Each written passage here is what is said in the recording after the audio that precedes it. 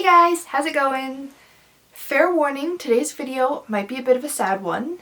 There's a good chance I'm going to cry later. I mentioned in my comeback video that my soul cat Spock passed away, and today I kind of want to just talk about her and share some memories. I'm also going to be talking about how she died. I'm going to leave the timestamp here, so if you want to plan to dip out before that, no hard feelings. But I kind of just want to talk about Spock today. I adopted her in January of 2016. She was the first cat that I ever adopted. I've always had cats growing up, like my family has always had cats, but she was the first cat that I ever adopted, like after moving out and everything. I had been living on my own for about 5 or 6 years at that point, and I missed having a cat so much. I had my guinea pigs, and I had a rabbit at that point, but there's just something about cats that I really, really missed. But I moved a lot. I think in those 5 years I lived in like 9 different apartments. Moving with pets and trying to find a pet-friendly apartment is just so much more stressful. So I always said that I wouldn't adopt a pet until my current apartment was pet-friendly and I knew 100% that it was going to be my last apartment before buying a house. Which it was. I bought my house a year later. So I decided I was ready. I was so excited. Going in, I did have my heart set on a tuxedo cat. I've always loved black and white animals. Tuxedo cats are my favorite. So I kind of had that in the back of my head. And when we got to the shelter, there was 2 tuxedo cats that they had at the time. Spock and one other cat, although Spock's name at the time was Gwen, which is a perfectly fine name, but just doesn't suit her as well as Spock does. Both cats, so cute, really friendly, around the same age. Both would have been great choices. But Spock was polydactyl, so she had extra toes. And her extra thumbs were really close to her other nails. And I had never cut cats' nails before because that was something my parents would have always done. And I hated cutting the guinea pig's nails. So I was like, you know what? Why would I make this even more difficult on myself? But every time I walked away from Gwen's kennel, I just kept wanting to go back. So obviously I'd fallen in love with her already. I knew that that was the cat for me. So I adopted little Gwen and renamed her Spock. Side note, people used to sometimes get really mad at me about her name for some reason. I've had multiple people come up to me and be like, she's a girl and you named her after a boy. Yeah, she's also a cat named after a Vulcan. What is your fucking point? I know he's a half Vulcan, don't worry. What are you mad about? You obviously need a hobby. May I suggest books? I moved over a little bit so I can put some pictures up here. This is the first picture that I ever took of Spock the day that I brought her home. Ignore the quality of my really shitty camera phone at the time. For her first night home, I didn't let her into the bedroom yet because like I mentioned, I had my guinea pigs and I had a rabbit and I just wasn't ready to introduce them yet and especially leave them unattended overnight while I slept. So for her first night, I slept in the living room with her just to kind of get her used to me, and she slept in my arms and it was just the best ever. And it's funny because she didn't really love being held. Like, her favorite spot in my bed was always the very bottom corner. Like, she wanted to sleep in the bed, but she kind of wanted her own space. Like, she only slept in my arms twice in her entire life, but that was just such a, like, great way to start our life together. And from then on, Spock was by my side for all of my ups and downs. I would say my first major down that Spock was by my side for 2 weeks before my closing date on my house, I lost my job. I had been there for 10 years. I'd been there since high school. It was the only job I'd ever had, so it was all I'd ever known. It was really sudden and unexpected. My boss tried to fight for me. It just didn't work. It was the worst time of my life up until that point. I felt like I lost the only stability I had in my life. Most of my social circle was coworkers, so I felt cut off from all my friends. I felt like I completely lost my support system.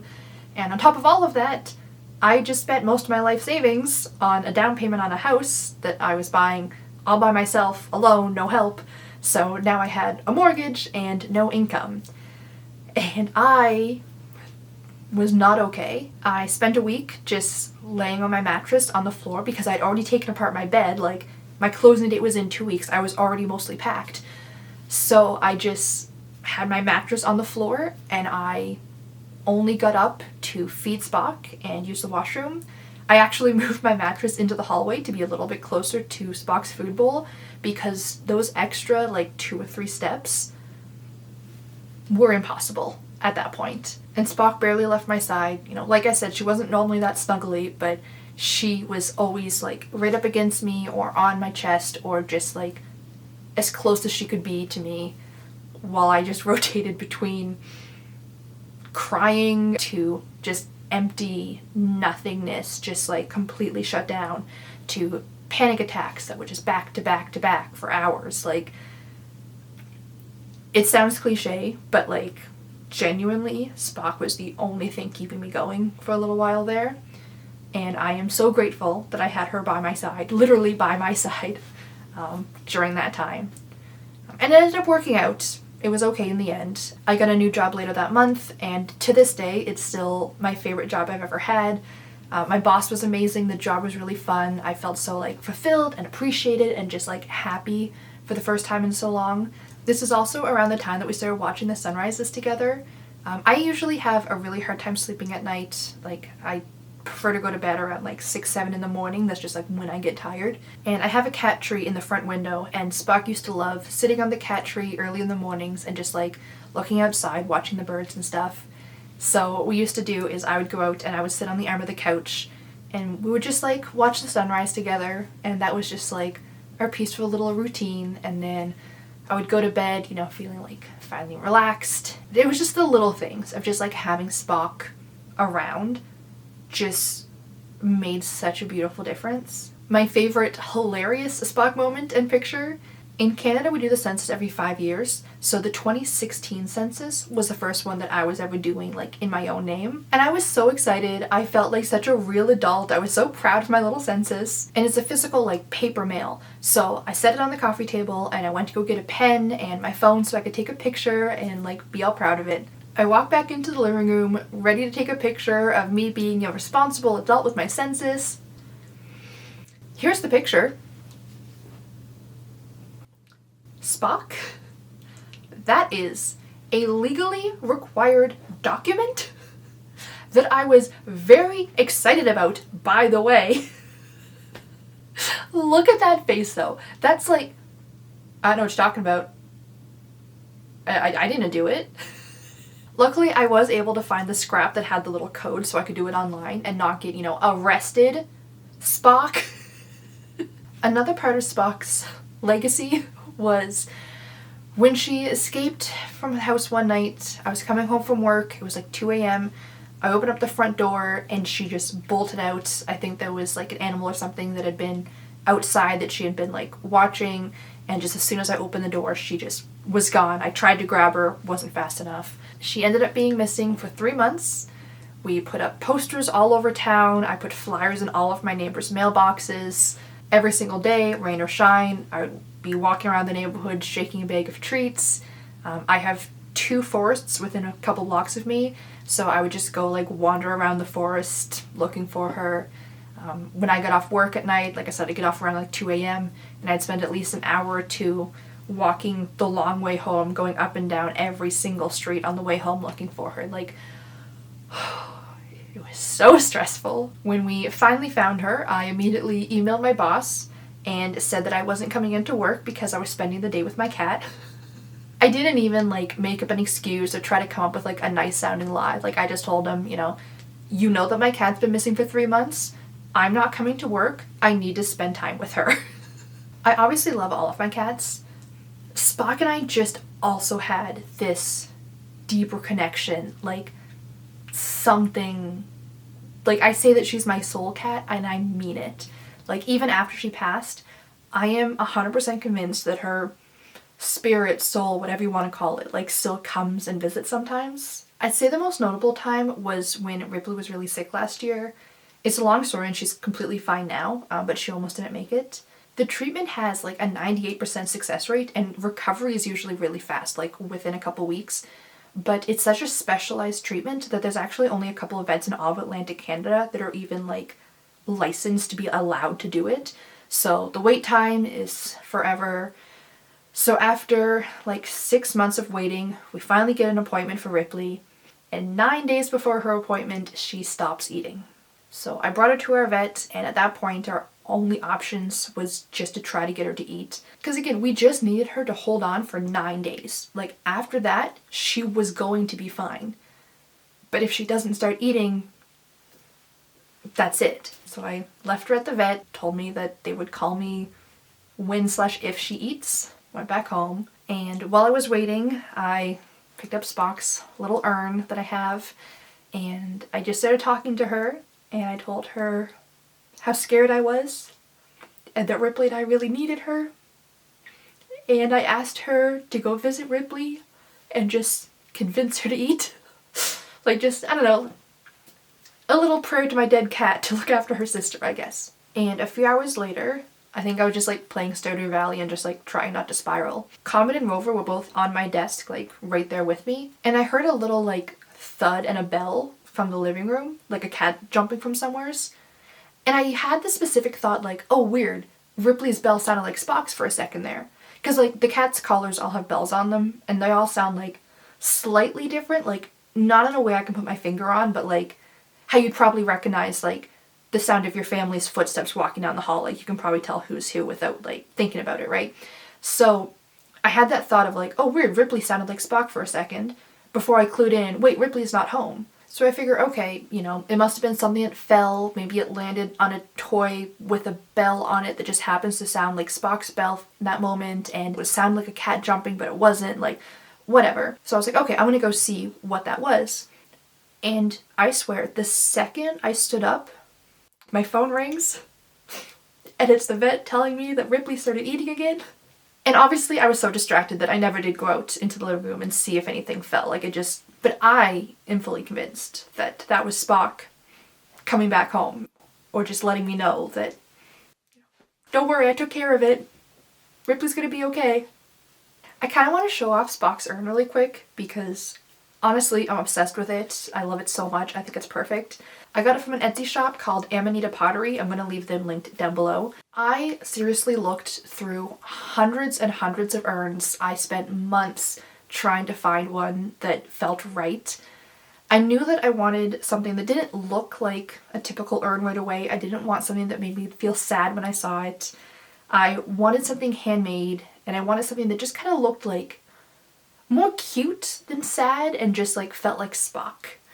And when I saw this shop, like I really liked their work, I really liked their style, and I was scrolling through like all their different options. They have so many different options. And when I saw this one, like I legitimately feel like Spock was looking over my shoulder, and I just had like the clearest thought in my head of just like this one. So I'm so happy with it. I think that they did a beautiful job. I think that it feels like Spock. I think it's such a beautiful like final resting place for her. I am so happy with it. And I mentioned earlier that Spock and I used to watch the sunrise together sometimes. And sometimes if I'm like just having a really rough night and I notice that it's almost sunrise, I'll go and I'll get her urn and I'll sit on the arm of the couch with it and we'll just watch the sunrise together again. I guess since I'm already basically crying, now's as good a time as any for me to talk about how she passed. If you don't want to listen to that, totally fair. I'll see you in the next one. Like the video on your way out. If you just want the quick recap and the ending, it ended up being cancer. There was a small tumor blocking part of her small intestines. Her official cause of death was hepatic lipidosis, aka fatty liver disease. I'll explain things the best I can, but I'm not a vet, and most of my science education wasn't in English, so just give me a little bit of grace. I'll walk you through what happened in the order that we discovered everything, because I feel like that context is important. I genuinely feel like I made the right decision at every single step of the way. Which is weird for me. I'm an overthinker. I'm the kind of person that just blames myself for everything, hold on to a lot of guilt. But I know in my heart there was nothing more I could have done.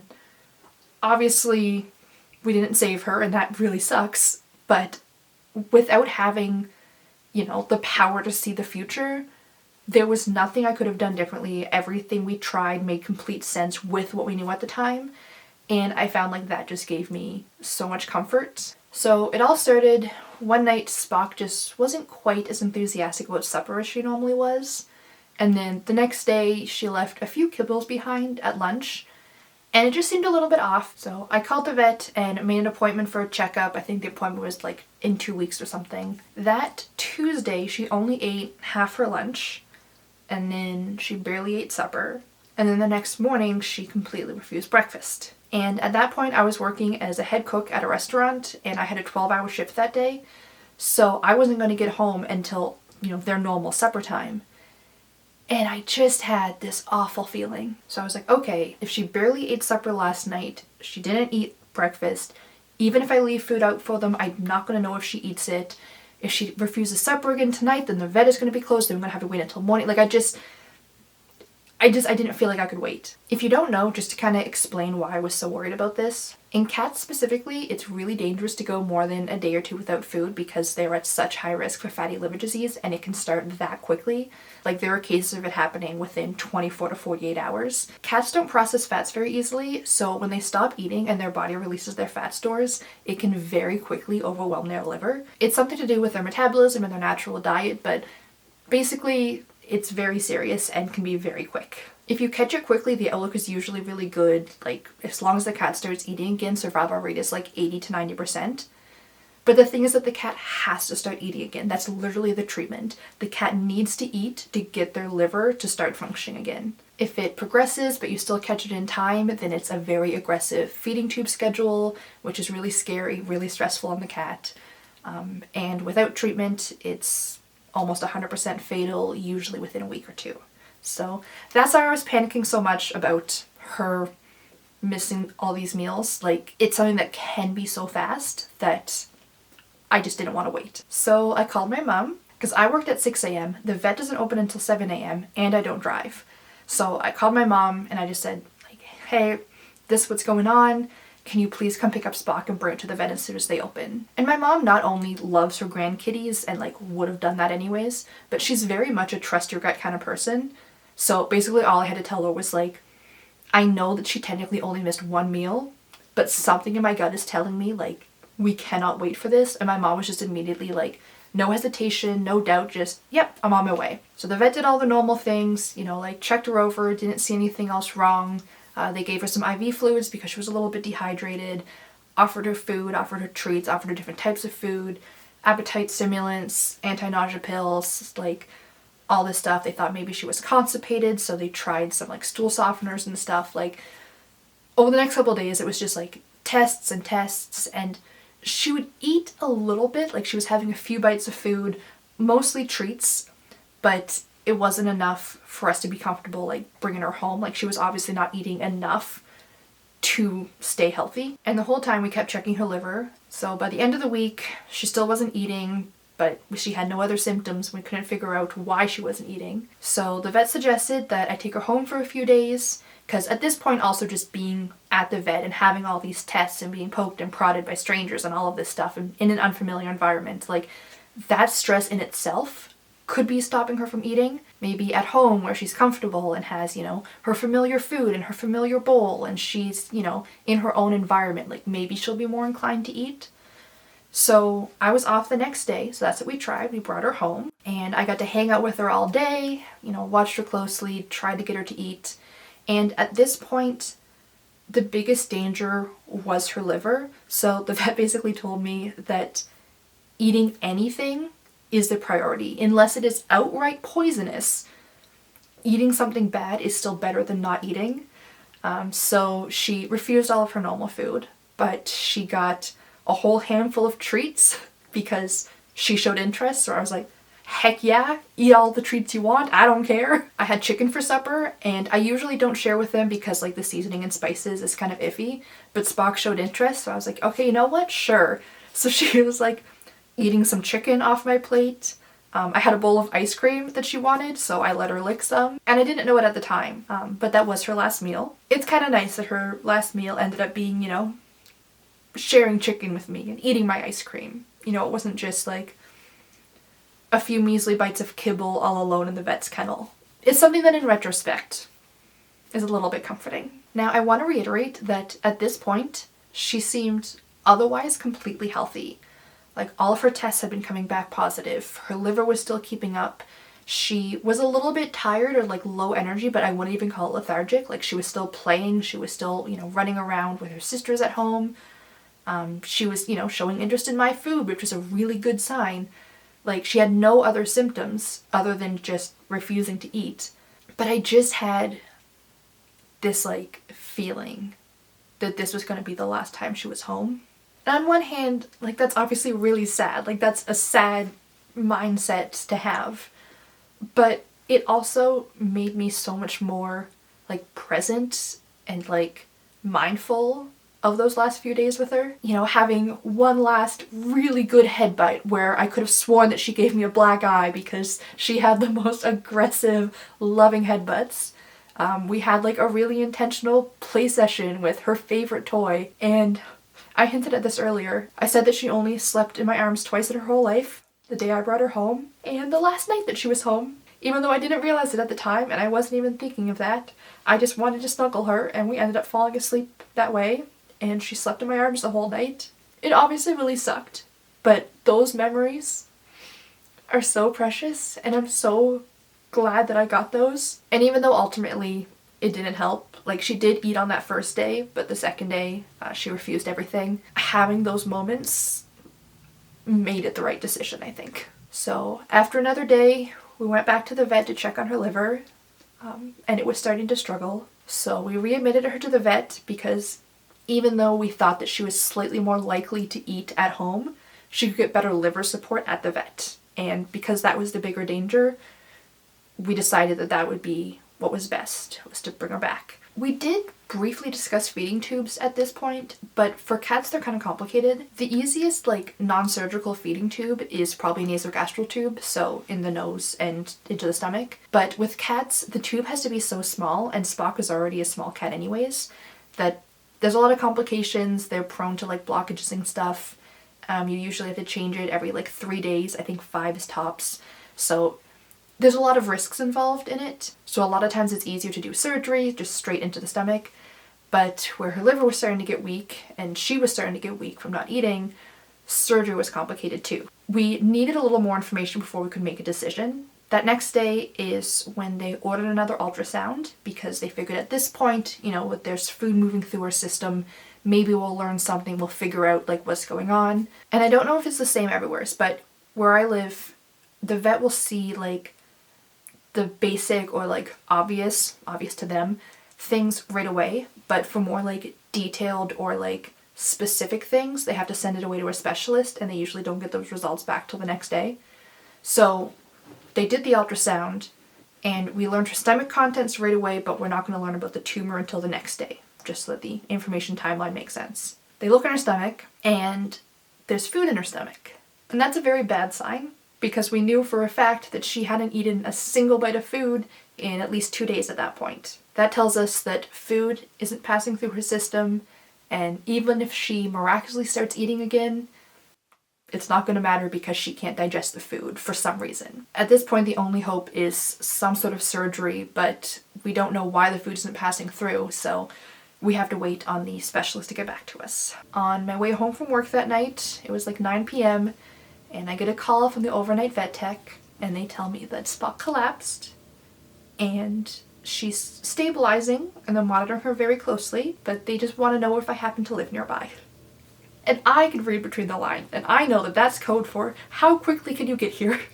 So I tell them that I'm like 15 minutes out, I'm on my way, and they told me that they're going to prop the emergency door open and to just come straight in through the back as soon as I get there. And reminder, I don't drive. I was walking. I was halfway home, exhausted after a 10-hour shift in the sweaty kitchen. I was tired. I had my backpack full of work stuff. So I just started to run. And if you don't know, I had a full spinal fusion surgery when I was a teenager. My lung was collapsed for like 13 hours and just never got back to full strength. The muscles around my ribs don't expand properly, so I can't take a deep breath. Like, I don't have good stamina. I run out of breath so quickly and I can't catch my breath. But I friggin' ran. And while I was running, I did the obvious thing. I called my mom again. And I just told her as quickly as I could, Spock collapsed and I need you at the vet as soon as possible. And she's like, yeah, okay, where are you? I'll pick you up. And my mom lives on the opposite side of the vet. So I just was like, I don't know if we have time, like, just get straight there. I'm on my way, I'll meet you there, but if you get there first, just be with her. Like, I just want someone to be with her. Fun fact about my mom, before I was born, she used to be a street racer. So my mom got there first. She was holding Spock when I got there, and Spock was like starting to become more alert. And then the vet came and sat down and said that they think they found signs of cancer, and that I should probably start thinking of what I want to do, if and how I want to fight, and what's best for Spock. And we stayed there for about an hour, just hanging out with Spock and just sitting in this little like quiet room that they have. And I just remember looking into her eyes and just like feeling like we had a full conversation. I told her I would fight for as long as I needed to, as hard as I could, for as long as she wanted me to. And I promised that I wasn't going to give up until she stopped fighting. And then, yeah, I went home. The next morning, I had to work an opening shift, but I was planning to call a vet on my first break just to kind of check in and see if they got those results yet.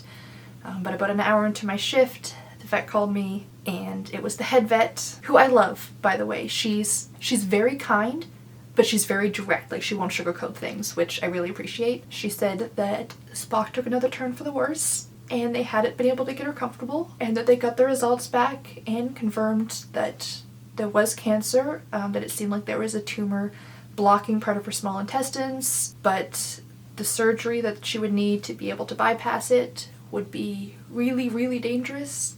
And at this point, Spock probably wouldn't even survive the anesthesia to try. The second cook was coming in like an hour, but she was probably already on her way, and like she doesn't live nearby. So I couldn't leave. And I asked the vet, you know, how quickly she needed a decision, and she said that she thought Spock was in pain. And so that was that. I promised Spock that I would fight for as long as she wanted me to. And I was just hit with this overwhelming understanding of like, she's not fighting. So I asked the vet if they could wait 15 minutes for someone to get there, and then we would put her down. And you can probably guess where this is going. I called my mom again, and I just told her that I was stuck at work for another hour, but I couldn't make Spock suffer that long. And I just wanted her to be with somebody who loved her, so she wasn't, you know, like alone or scared. My mom went, and my mom held her while they put her to sleep, and she was all wrapped up in a heated blanket, and my mom was just hugging her and kissing her on the head, and she just kept repeating over and over again how much I loved her, because she wanted Spock's last thoughts to be of me and how loved she was. And then I got there about an hour later, and she was obviously already gone by then. But I got to, you know, hold her body and just like say my own goodbyes and stuff. Like, obviously it was heartbreaking that I couldn't be there myself, but knowing that Spock's last moments were with somebody who loved her so much and someone that she loved so much was such a comfort. Because I keep thinking about it from Spock's perspective. Like, she probably wasn't understanding what was happening. Like, she knew she was sick, she knew something was wrong, but she didn't understand, you know, what the vets were doing or why they were poking and prodding her or why everything was happening. And then that morning she wakes up and she starts feeling like really bad, like it hurts now, and the medicine isn't helping. And then her Grammy walks in, and I'm sure Spock had some sort of realization of like, oh, I recognize you. Will you help me? And then Grammy wraps her in a warm blankie, and the vet gives her another poke, but it's okay because Grammy's there and Grammy's holding her. And then suddenly the pain starts going away. And she doesn't understand why, but she just knows that she's in Grammy's arms, and she's safe, and she's comfortable. And so she starts to relax, and she thinks maybe it's okay to just take a little nap. And so she does. And that's it. And I just think that, all things considered, like, those are really beautiful final moments. There is one more thing that I want to show you. I knew that I wanted to do something for my mom as like a thank you gift from Spock and I for everything that she did for us and just for like being there and everything. And my mom really loves necklaces, so I looked into cremation jewelry and I picked out a beautiful necklace with Spock's ashes in it. I know that the technical term is cremains. I like the word ashes more, okay? And spoiler alert, I loved it so much that I got one for myself too. It is right here.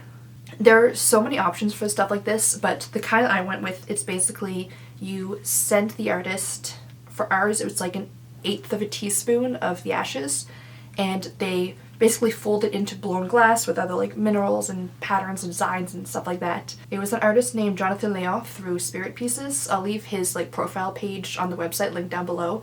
I thought he did such a great job. I wanted something kind of simple. A lot of artists can do like engravings, or you can get like their name or like a year or something like that on it. But I just knew that my mom would not want to answer like questions from the nosy person at the grocery store about them all the time. So this way, like if you don't know any better, it looks like just, you know, a cute pendant with like sparkles or something in it. Or you could even turn it around and then like you can't even see the ashes. Obviously Spock was black and white, but my mom really likes color, so I went with this like white and navy blue because then it's kind of Spock-ish, but still like obviously something that my mom would like because it's a gift from my mom. That's kind of the whole point. So yeah, I surprised my mom with it. She cried, we both love them, and I wear mine every single day. So yeah, Spock was my soul cat, and even though I only got to spend 7 years with her, which is mind-boggling, she's had such a huge impact on my life, and I am grateful for every single memory that we made together. And thank you, of course, for indulging me and letting me just sit here and ramble and reminisce about my cat. If you made it this far, you should put the black cat emoji in a comment down below. I think that'd be fun. That is going to be all for today's video. If you guys enjoyed it, please click the like button to let me know, and subscribe to stay up to date with the rest of my videos. I promise I don't usually cry this much. I try to post videos once a week, usually reading or writing related. But I hope to see you guys next time, and until then, have a great day. Bye.